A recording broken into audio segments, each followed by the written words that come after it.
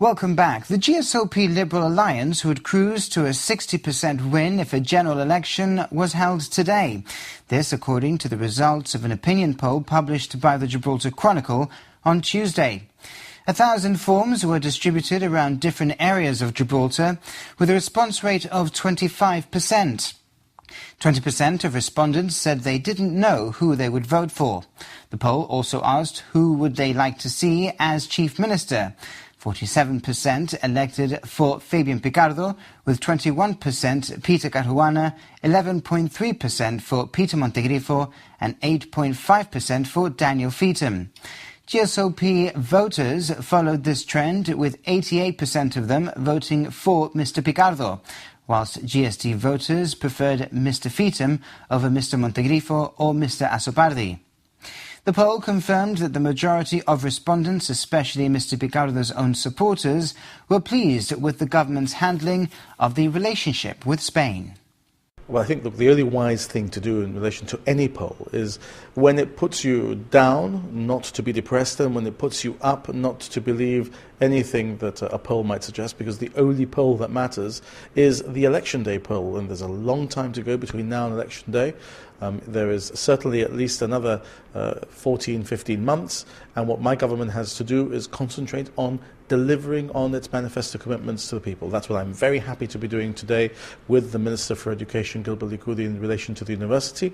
I'll soon be boarding a flight to attend the United Nations session in New York tomorrow, another one of our commitments to continue to attend and deliver a speech there every year. And like that, on every other subject on which we committed ourselves to the people of Gibraltar, to continue to fulfil our word to them at election time.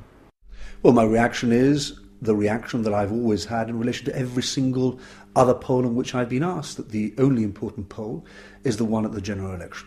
But look, even assuming that this poll is an accurate snapshot of public opinion at this present moment in time, the reality is that it's all to play for. Out of every single 10 person walking up and down Main Street, 4 of those individuals are intending to vote GSD. It only takes the GSD with hard work, with commitment, and with the energy that I believe that we're showing. Not only that, but also the responsibility that I think that we're showing in a lot of the positive policies that we're pushing out, to persuade one more person out of those 10 walking up and down Main Street, and you're neck and neck, and possibly you will win the next election. A group consisting of 30 Barbary macaques is to be exported to a safari and adventure park in Scotland.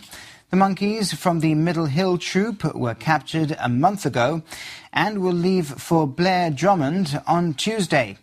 The relocation is to cost the government around £37,000. At the start of the year, the government announced it was to start capturing macaques for their exportation in the spring. The relocation now follows a period of extensive research and discussions. Care has been taken to ensure a whole group is relocated so as to maintain the social strata.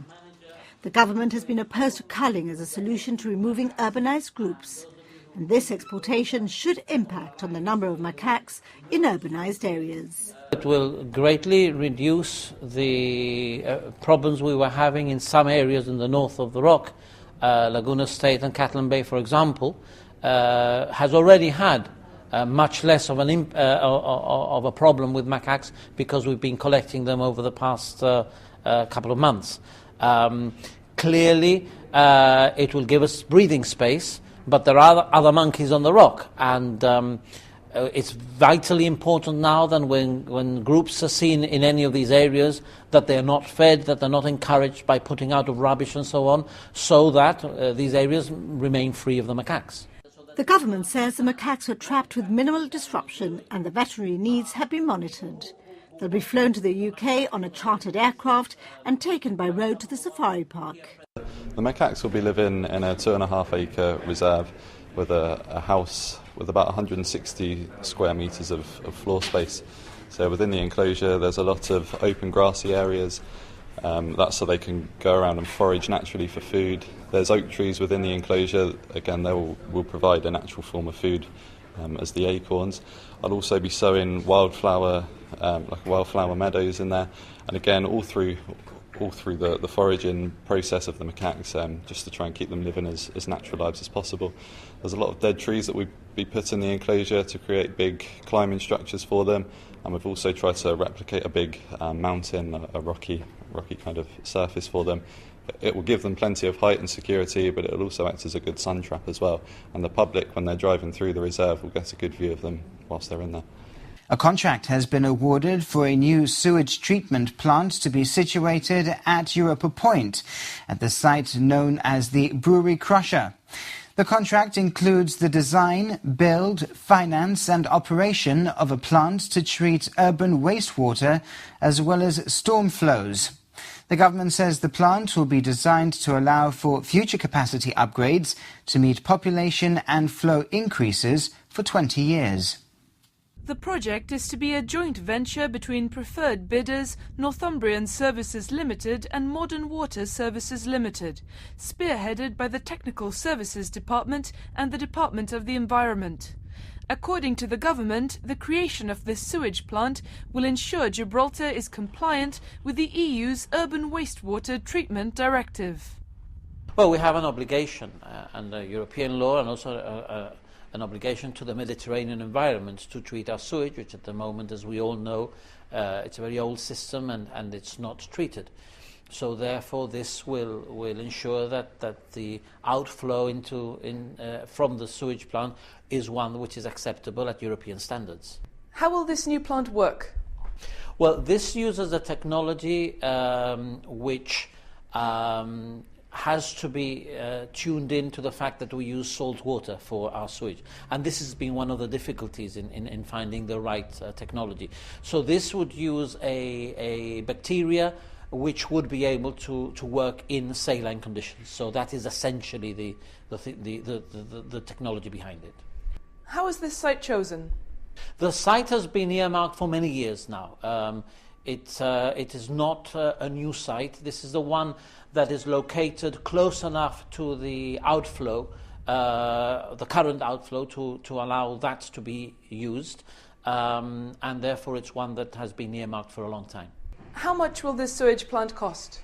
The cost of the contract is £22 million, but I think I should add that it's a design, build and operate. Therefore the investment comes from the successful tenderer and not from the government. What's the significance of this for Gibraltar's future? Well, it is clearly being built for the foreseeable future to take in Gibraltar's expansion, but it is a very significant moment. It's the first time ever that sewage from Gibraltar has been treated, and if we tie that up with a new power station and a new municipal waste management plant that is currently in the tender process, then it will have completely transformed the way we deal with this sort of thing in Gibraltar. Construction of the sewage plant is expected to take around 18 months.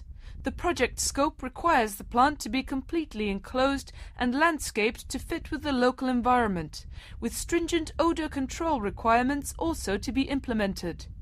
The government says it will be designed to have a small footprint and low power requirements, with more details to be given as part of the planning and assessment process. Police associations from both sides of the border are working on creating a permanent forum for dialogue, which they believe can give ideas to politicians for cross-border cooperation.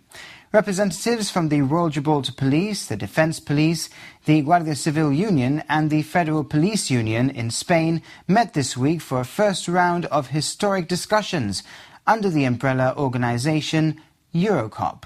The representatives from police forces from both sides of the border presumably have many things they disagree on.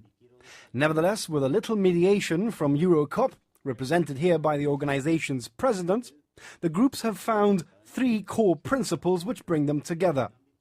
It's a tripartite forum of sorts, and although these people aren't politicians and their agenda is not a political one, the actions of politicians are going to be dominating most of the things that they talk about over the next few months.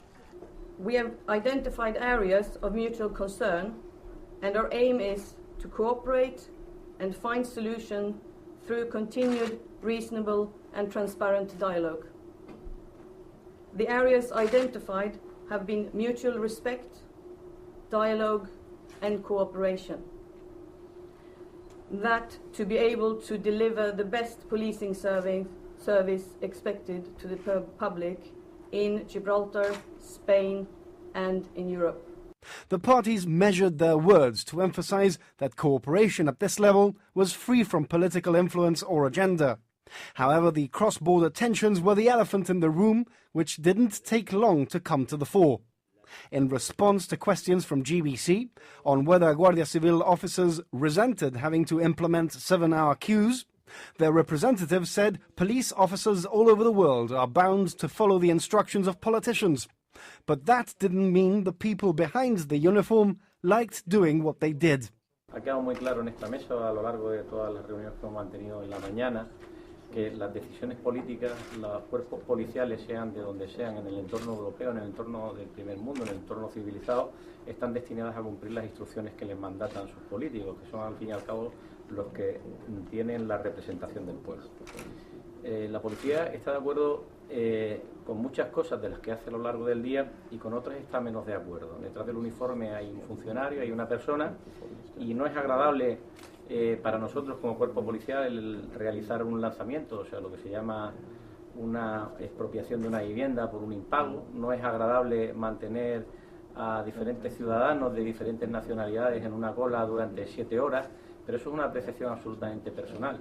Por encima de esa apreciación personal, el ciudadano, la prensa, estáis destinados a entender que solo cumplimos órdenes y estamos obligados a cumplirlas.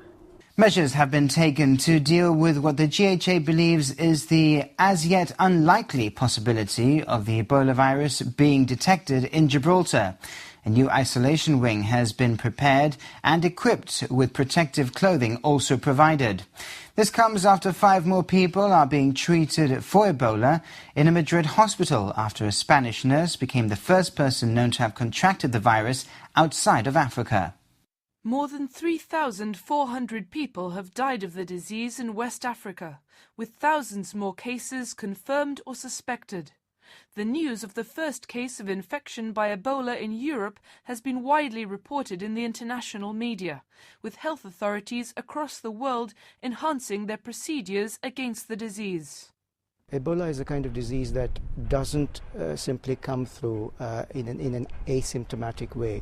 Usually the person who is infected is running a temperature, and such a person is likely to report to a health service.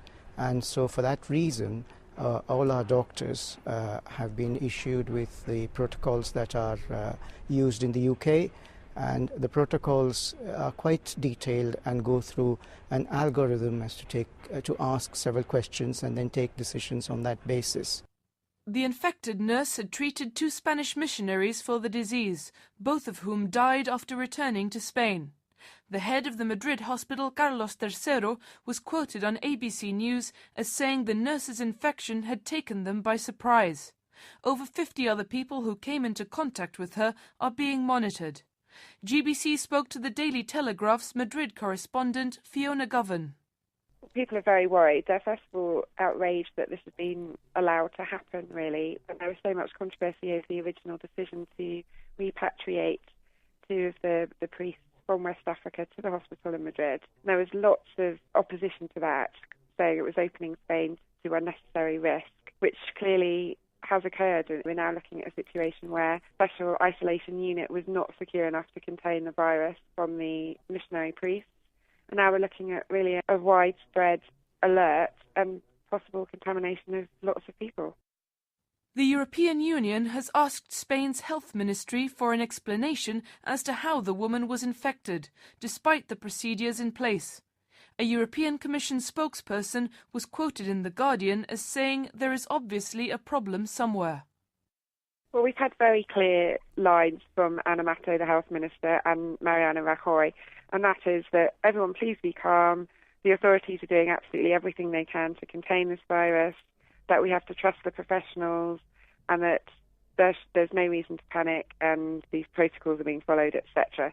But I really don't think they can keep repeating the same line as we see the whole outbreak unravelling, really, and all these questions about the care and the measures are being questioned. Now, we have heard overnight that Madrid has admitted to Brussels that perhaps security measures were a bit lax, but we don't yet know what exactly they're doing to review them, to tighten them up, and how they're really going to contain this virus and stop panic spreading. That's all from News Review this evening. For the rest of this week's news, you can head over to our website, gbc.gi/news.